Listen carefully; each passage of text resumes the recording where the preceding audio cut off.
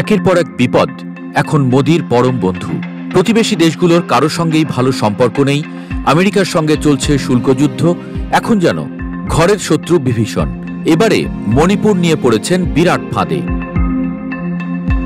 আগস্টের শেষ দিকে খবর বেরোয় সেপ্টেম্বরের দ্বিতীয় সপ্তাহে মোদি মণিপুর সফরে যেতে পারেন। 30শে আগস্ট রাজ্যের স্বরাষ্ট্র দপ্তর নির্দেশ জারি করে 7 থেকে 14 সেপ্টেম্বর পর্যন্ত কোনো পুলিশ কর্মকর্তা ছুটি নিতে পারবেন না। ইম্ফল ও চূড়াচাঁদপুরে বাড়ানো হয় নিরাপত্তা। এতে সবাই ধরে নেয় মোদির সফর প্রায় নিশ্চিত।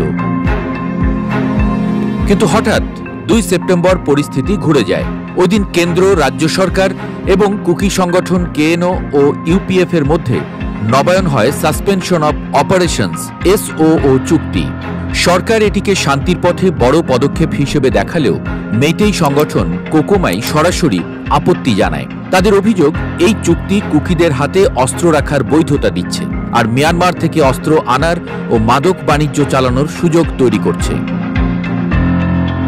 অন্যদিকে কুকি জো সম্প্রদায়ের নেতারাও স্পষ্ট জানিয়ে দিয়েছেন তারা এখনো শোক কাটিয়ে উঠতে পারেননি, কারণ হাজারো মানুষ এখনো ত্রাণ শিবিরে দিন কাটাচ্ছে। তাই মোদির সফরের সঙ্গে যুক্ত কোনো ইভেন্টে তারা অংশ নেবেন না।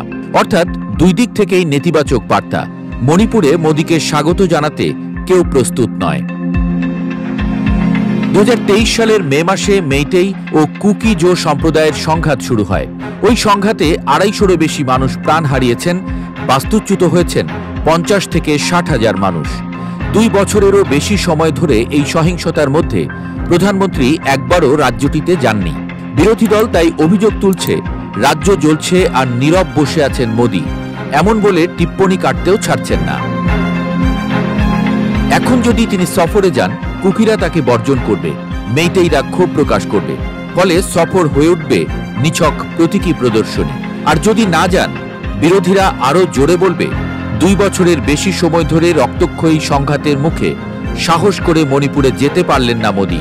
আবার কংগ্রেস বলেই ফেলেছে 29 মাস পর মাত্র কয়েক ঘন্টার সফর হলে সেটা হবে মণিপুরবাসীর প্রতি অপমান। এদিকে সিপিআইএম বলছে মোদি সফরে গেলেও সেটা হবে এক ধরনের দেখানো সাফল্য। ভেতরে সমস্যার পাহাড় আগের মতোই রয়ে যাবে। সব মিলে মণিপুর সফর এখন মোদির জন্য একটা বিস্ফোরা বলেই মনে করছেন বিশ্লেষকরা।